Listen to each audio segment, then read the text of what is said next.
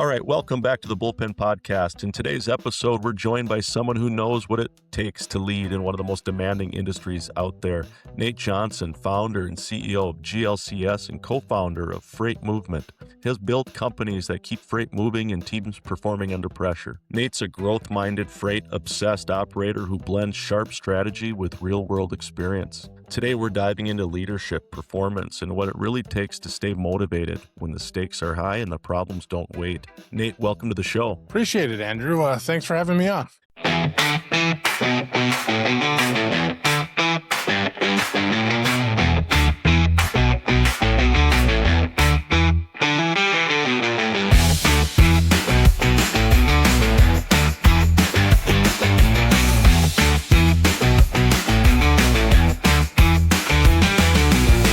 Built and led multiple companies in an industry that never slows down. What personal leadership habits have you helped stay grounded and effective as the pressure scales? Well, that's a good question.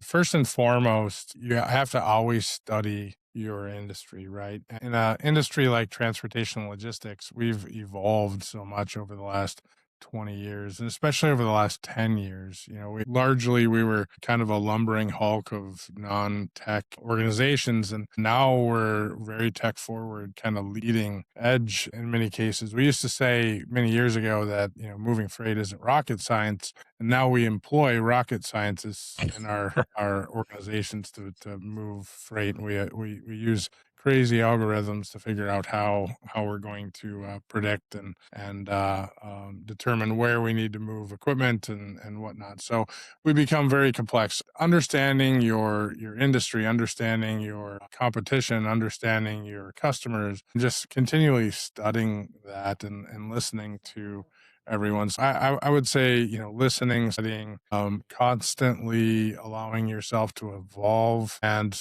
understanding you may not always be right and be willing to pivot when you're wrong and accepting that failure when you're wrong quickly is really important to any business. You're going to fail more often than you're going to win. So fail often, fail fast. I can agree to that one, trust me. In logistics, problems hit fast and hard. How do you coach teams to stay solution-focused rather than panic-focused when everything feels urgent? It comes down to training, right? So from a process standpoint, we train people, process, technology, and it's a triangle, but it's also a hierarchical standpoint. Great people with great processes and great technology create a win. And then that's stacked potentially hundreds of times a day for every particular person or tens of times a day, depending upon the situation. Great people with moderate processes and horrible technology still create a good business. Great people with horrible processes and horrible technology still create a fairly good business, or can. Horrible people with wonderful processes and amazing technology is a horrible business. It's just horrible. How do you handle a business that changes in every aspect? You have great people and you invest in those people, and you spend a lot of time ensuring that the training and the processes that support them and the technology that supports them meets their need. And that's largely what we do at GLCS, is support the people, right? We're around the processes and ensuring that they're lean, that they meet the customer requirements, that they meet the people requirements, and then that the solutions that they deploy also meet the people requirements and the customer requirements as well, so that you get that trifecta that really becomes lean and strong. Yeah, I love that. You've talked about challenging assumptions. What's one assumption sales or operations leaders make that quietly holds their team back? Sure. It's important that when you're talking with a customer, for example, that you're not walking in with a preconceived notion, that you listen, right? I talked about that earlier, where you listen, you learn, and then you address the specific needs. So if you walk in with a preconceived notion, this can be with any employee too, but you walk in with a preconceived notion and you start to address a concern that you may perceive is there. You may speak to a point that is not necessarily the largest issue to your customer or to your employee. So it's very important that you hear exactly what the problems are to your customer, and then you address them. So especially being most companies are small to mid-market, and we're looking to fill some sort of niche that the enterprise customers cannot. So we're really looking to find that spot that our customers want us to be, not where we think where we can be. So even though we largely have a general idea where we think we can be, we need to listen and determine where the best spot is. And that's going to increase that ability to close your deal. That's going to increase the retention rate for employees. That's going to uh, increase your ability to create great relationships in your organization, but ultimately open with listening. I love that. Tech has become a huge advantage in logistics. How do you see technology enabling sales teams, and where do leaders often get that wrong? So tech is an advantage today. Tech is an advantage today because it's difficult to deploy widely and quickly and accurately, right? There's a lot of dirty data out there and getting that data clean, but eventually tech is going to be a table stake. And in many cases for enterprise level customers, or enterprise level organizations, it is a table stake already. And so we're seeing that become the norm, right? So it is an advantage, but to many it's now expected, right? It's who can get the next thing out as fast as possible so they get the next edge for the next 12 months. And so that's why you see many organizations advancing into the next potential widget, the new AI possibility. It's not because they're playing with different things. It's because they're looking for the next advantage. And then they get an advantage for 12 months and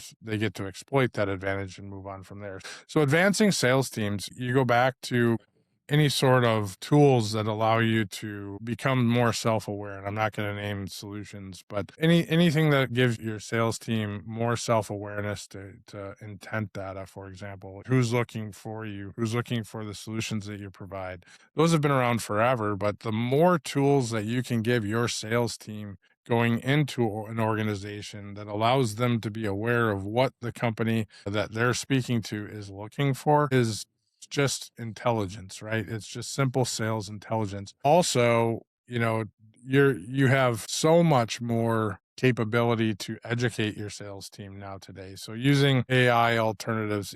So going back 20 some odd years, I never identified as a salesperson. Today, I primarily identify as a salesperson. Even though I run companies, I consider myself a fairly strong salesperson, so much so that I talk sales strategy with people. And even going back 15 years ago, I didn't identify as a salesperson, but I didn't get a lot of at bats, right? I didn't get those times to move forward and speak to net new customers. I was very good at managing accounts. I was very good at working with existing customers. And I was very comfortable with speaking with anyone, but I just didn't get that opportunity to deal with a net new account. Now you have these solutions that are out there that allow a new sales rep to get infinite at bats, to sit down and speak with a AI solution that just says, here, we're going to create an angry customer and we're going to have you work with them, or an angry prospect, or a net new, and we're going to give you infinite. And it's not exactly like speaking with a new customer, but it's as close as you're going to get at the moment. And those are amazing tools. They allow you to perfect your pitch. They allow you to come at it from 20 different angles. And it's like getting 5 years of experience in a 45-day period. I mean, or even faster. It's those tools combined with market intelligence data are just amazing and can energize a sales team. Got it. You've lived the operational chaos firsthand. How has that shaped the way you sell, lead, and build trust with clients today? Well, it's generally how we build our business. Everyone here comes from that. Everyone at GLCS comes from that background, right? We all have those type of stripes on our shoulders. We come from the business. It's very important that we build our organization that way. So we all have sat in various chairs, typically senior or executive roles or ownership roles at logistics or trucking organizations. So much so that when we walk in the door, we're carrying that executive leadership experience with us. Typically allows us to speak at various levels.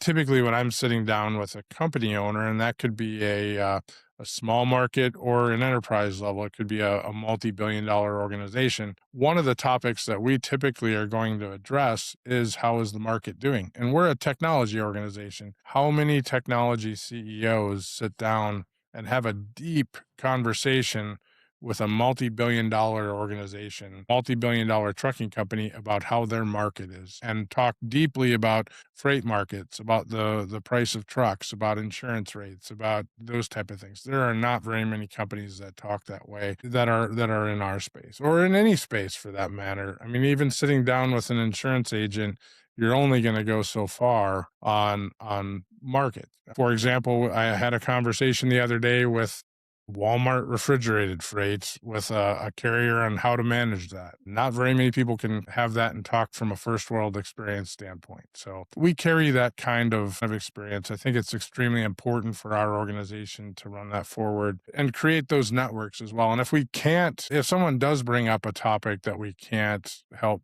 challenge in those discussions or help address during those discussions, we have a extremely strong network, and it's just getting larger and larger, and that's where kind of freight movement comes into that. Yeah, makes sense. You've seen technology either accelerate a company or slow it down. What advice do you have for leaders who want to modernize without overwhelming their teams? Oh boy, that's a really big question. So there's a couple of things. So first off, understand why you want to deploy technology. So the first thing we're going to do is challenge your request for the technology. Why do you actually need it? Do you actually need it? We're not there to say you don't need it. We're just going to say, do you at all? Is this the best technology that you have? Is the technology that you currently have deployed? Now prove us wrong. Once you prove that wrong and we have factual data and we're able to put it down on some form of document and charter this out and build requirements that prove out a return on investment, and that can be a soft return or a hard return. So it may have actual dollars that return out. That can change a business's outlook on things. Many companies don't take those steps through their technology deployment. They just say, this is a nice, shiny, pretty object. It's well marketed. They're everywhere on social media. It appears everyone is buying this. Let's just buy it and deploy it. And then they find out, hey, we have horrible data. We can't plug it in. There is no integration. We have to pay for an integration. Integration's a large barrier these days on a lot of different things. They have no capability internally to deploy it within a timely manner.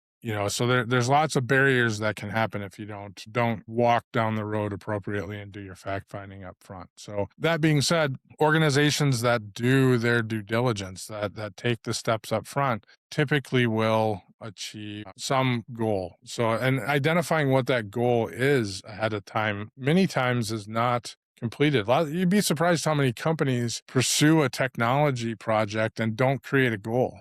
I mean, the goal is assumed that it's implementation, that your goal is, hey, we just are going to implement this product, but that's not the goal. The goal was to solve a problem by implementing the product, right? It was, hey, we want to do this better. We wanted to achieve X, Y, and Z by implementing the product, not just simply implementing the product. So there's many, many things that come along with that. Keep in mind, about 80% of technology implementations or projects fail. Now, that doesn't mean they epically fail, but that means that they don't check all boxes. And that number can be higher or lower depending upon what study you read, but I typically pick the 80 percentile. Vastly, it's due to project management and ill-defined requirements. Yeah, in poor adoption by the team, right? Absolutely. Culture change is huge. So. Yeah, exactly. I've seen it firsthand myself. Sales performance in logistics often comes down to relationships. What do the best salespeople do differently to build trust with high pressure operators? I think they don't worry about the sale.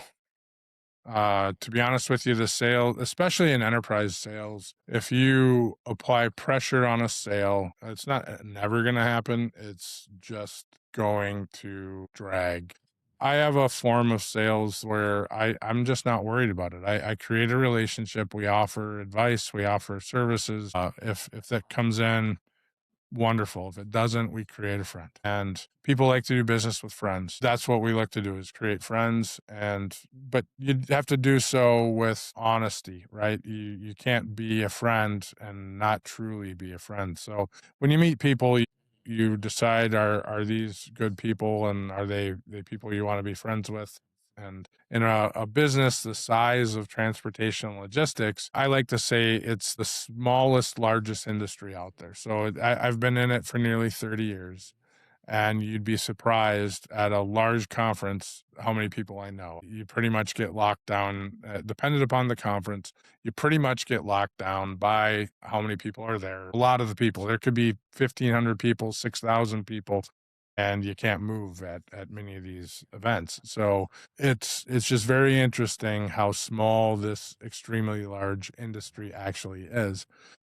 Really getting to be friendly with everyone, and ensuring that they know what you do. So when there is a problem and they know that, hey, they can give you a call, they give you a call. It just happened the other night. We were out doing some sales calls, and I was out to dinner. It was about 7:30 at night, and I got a phone call, and sure enough, it was one of those phone calls where, hey, we did a whoopsie, we need your guys' help, and we were on it. So they thought of us when there was an issue. So that's what we're hoping will happen. So Yeah, makes sense. When you're leading people through change, whether it's tech or process or mindset, what have you found actually helps them lean in instead of resisting? almost always communication. Preface this, I've been into close to 2,000 trucking companies, logistics companies, shippers over my career. And if I asked all of them what their largest issue is, they're almost all going to say communication. And so some of them are great at communication and comparative to others, but I think all of us struggle with communication no matter what, even if we're really good at it. And I consider myself a good communicator, but I still have issues communicating. I think no matter how good of a communicator you are, you're going to still have problems. And so when you're dealing with culture change, communicating is extremely important. The problem that you have with culture change and communication is you're dealing with every single person in an organization that this particular project touches. And in a large organization, that could be 1,000, 2,000, 10,000 people. And that's 10,000 personalities. That's 10,000 perceptions of whatever you just said. So communicating is not communicating once, it's communicating 5 times the same message in so many different ways so it can be perceived, the one way you want it to be perceived, which it will still get misinterpreted.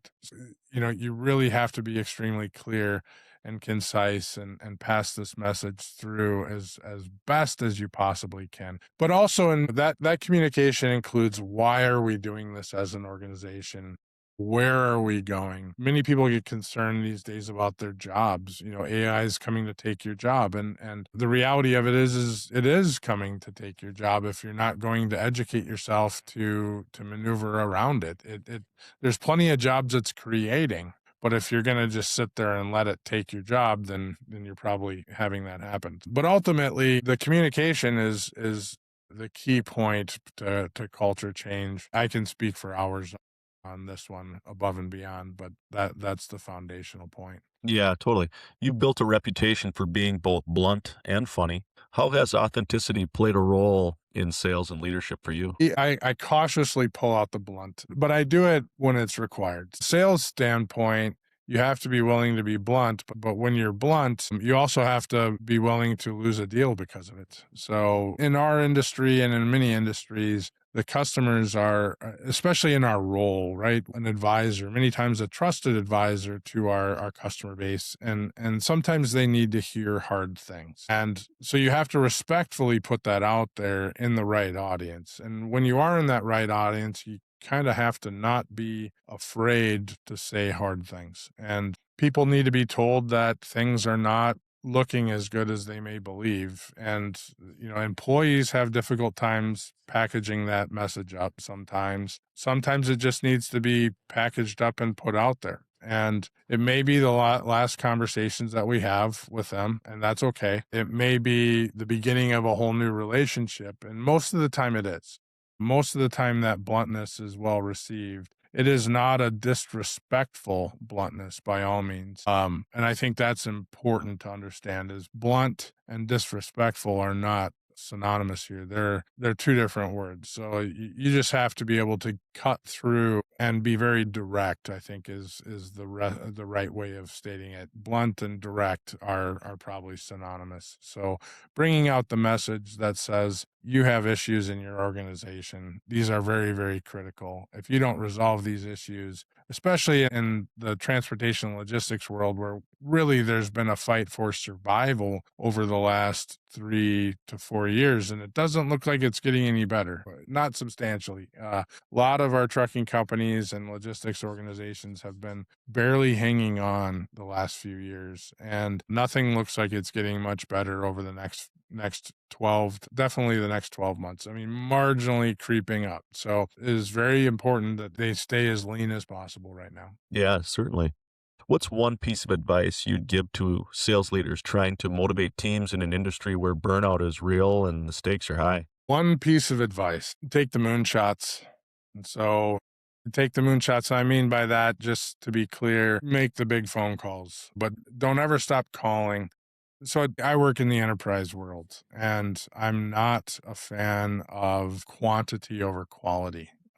Pick up the phone, call the people. I think that is in vast support. And I know that there's a lot of people out there who are B2C, and that makes a ton of sense. So quantity definitely makes a lot of sense in that space. But in the B2B side, especially when you're selling into C-levels, ensuring that you're reaching out to the C-level from multiple different ways, but that you're doing so in a unique way and not something that looks like it's a form letter. Ensuring that you're not using the same format, algorithm, AI solution over and over and over. If you want to lose the ability to speak with me in any way, shape, or form, or anyone that I speak with, use that format and it goes away. Most of my customers not only have some sort of buffer on their email between you and them, but they are also paying for someone, some human, to block you from them. So you have to be unique enough to get past their barracuda and then get past the human that is reading all their emails as well. So you have to be good to get past that. Or you have to come in from different angles that are human. And so on the B2B side, especially selling into C-levels, it is absolutely about relationships. It's about being in the right place at the right time. And it's about meeting people out in the field as much as possible. And I also call out the multi-threaded approach, right? If you're talking with the COO, you should be looking to create a relationship with the CFO, with the CEO, with the CSO, whoever. I mean, but create more than one relationship at an organization, especially in these days where you put a year into a 3-year deal that might have a 3-year sales cycle. And then all of a sudden your person you've put all that time into is gone and your deal is dead. And that's a year or 2 of time that you've wasted that you have to try to pick up with another person in an organization that's completely gone. So those angles, I think, are extremely important. If you're a sales professional, manager, or leader looking to grow in a fast-moving environment, Nate's insights are a playbook you'll want to revisit. Leadership isn't about having perfect systems. It's about having clarity, resilience, and the willingness to challenge what's no longer working. Thanks for tuning into the Bullpen Podcast. Stay focused, stay disciplined, and keep hitting your goals. We'll see you next time. Nate, thanks again for being here.